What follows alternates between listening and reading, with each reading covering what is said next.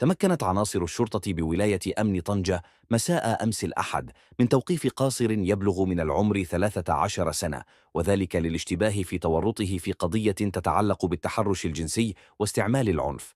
وكان المشتبه فيه قد أقدم في رفقة أشخاص آخرين على تعريض سيدة للعنف والتحرش الجنسي في الشارع العام بمدينة طنجة، وهي الأفعال الإجرامية التي شكلت موضوع شريط فيديو منشور على صفحات مواقع التواصل الاجتماعي.